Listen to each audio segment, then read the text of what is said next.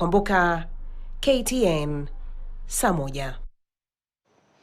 Naam, katika makala yetu ya shoka la KTN kumekuwa na mjadala mkali kuhusu uteuzi wa Calvin Okoth maarufu Gaucho kuwa mwanachama wa bodi ya hospitali ya Mama Lucy. Lakini je, Kenya imeacha kuthamini elimu, maadili ya uongozi bora?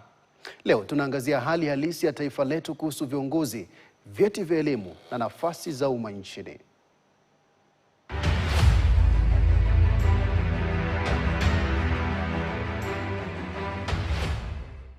Karibu katika shoka la KTN. Lakini kabla tuendelee, unakumbuka jamaa fulani ambaye anajulikana kama Calvin Okoth almaarufu Gaucho?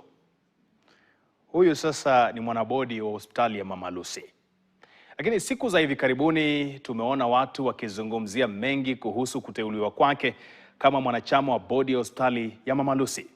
Na leo tuna mambo mengi. Jina langu ni Haman Kamariki, ungana nami. Hebu niseme hivi, kuteuliwa kwa Gaucho si jambo geni katika taifa hili la Kenya. Tuache kelele tu. Kijana ambaye hana stakabadhi za vyuo vikuu anakaa katika bodi inayoshughulikia masuala ya afya katika hospitali inayoheshimika. Lakini Wakenya, tuache unafiki wa kujifanya hatujui kwamba hiyo ndiyo hali halisi ya nchi yetu ya Kenya. Walio na vyeti hawaheshimiki tena. Kenya ilianza zamani kuzama. Tukaanza kuwapa watu kazi kutokana na ukaribu wao na wenye mamlaka bila kujali elimu yao. Bwana, watu si wajinga bwana. Watu si wajinga vile mnadhani. Watu si wajinga.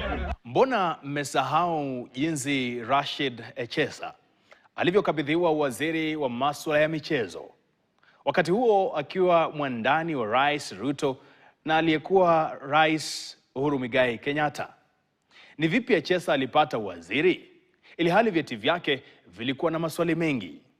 Wakenya, tuache kujifanya kwamba tunajali wale tunaowaweka katika uongozi wa kisiasa au hata katika afisi za umma. Hapa nchini hata hatusumbuki kuangalia kama viongozi wetu wana elimu ya kutosha au maadili ya uongozi. Na ni wangapi ambao wako ndani ya serikali na vyeti vyao ni gushi? Mwaka wa 2021, aliyekuwa waziri wa usalama Fred Okengo Matiang'i alionya kuwa kama hatutakuwa makini, tutawachagua watu ambao ni wauaji, wafadhili wa magenge ya vijana na wauzaji wa madawa za kulevya kuwa viongozi hapa nchini. Sijui kama linafanyika. Wewe unajua kama hilo lipo kwa sasa. Tazama magenge, tazama mihadarati inasafirishwa hapa nchini. Hatukusikia hilo wakati huo. Wakati Matiang'i akizungumzia, kumekuwa na tetesi kuhusu baadhi ya magavana na wabunge ambao stakabadhi zao za elimu zina maswali mengi. Hatuangalii hayo. Wengi hata tabia zao na mienendo yao ina maswali mazito. Lakini wakija kwetu hatuulizi maswali. Tunawapigia tu kura na kuwapa nafasi ya kulinda mali ya umma. Hata wengine najua mnakumbuka walienda wakachukua stakabadhi nje ya nchi. Ilikuwa ni chuo kikuu gani kile? Ilikuwa Uganda ama ilikuwa ni India? Mnajua. Hawa jamaa tunawapa kura kisha baadaye wanatupora. Wakishafunguliwa mashtaka, sisi ndio wa kwanza kusema kuwa huyo ni mtu wetu anatafutwa kisiasa, ili hali mali nyingi zimeibwa. Hebu niulizeni, magavana wangapi hawana vyeti au wana vyeti vya kugushi? Vingine kutoka Uganda, nilivyosema hapo mwanzoni. Wengine India. Lakini si mnajua zile shule.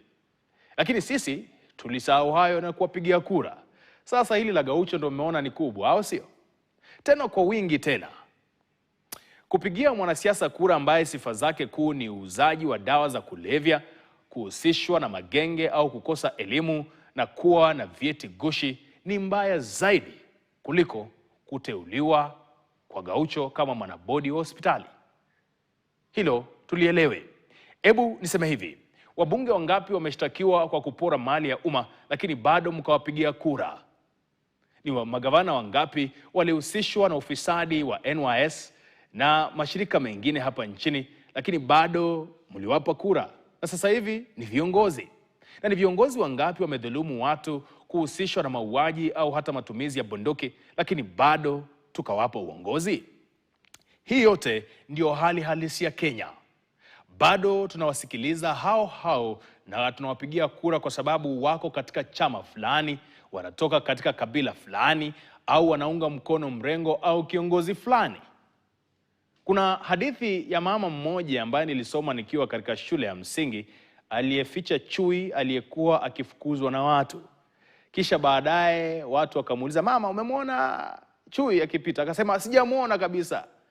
Hayo wawindaji wakaondoka tu. Huyo chui akatokeza na kumwambia mama, nina njaa, akamla mwanake. Na hiyo ndo halisi yetu hapa. Sisi tulificha fisi kama Wakenya, au tumeficha fisi na tukawapa hela na madaraka. Kwa hivyo Wakenya tufanyeje? Tukubali kuliwa. Idara ya elimu hapa nchini haijapewa heshima. Ni mara ngapi madaktari wanagoma kwa sababu ya kutoshughulikiwa? Hata mishahara yao ina maswali mengi. Ni mara ngapi walimu wanadhalilishwa na kulipwa mishahara isiyo ya heshima? Iwapo madaktari hawalipwi, walimu wanadhalilishwa, wahandisi hawapati haki zao, na hata sisi wanahabari bado tunadhalilishwa hadharani tena na kufukuzwa katika baadhi ya mikutano. Basi tusidhani kwamba tunathamini elimu tena, na tuache unafiki. Hilo ndo shoka la KTN. Jina langu ni Haman Kamariki. Salamu ziwafikie wakazi wa Emachembe katika kaunti ya Kakamega.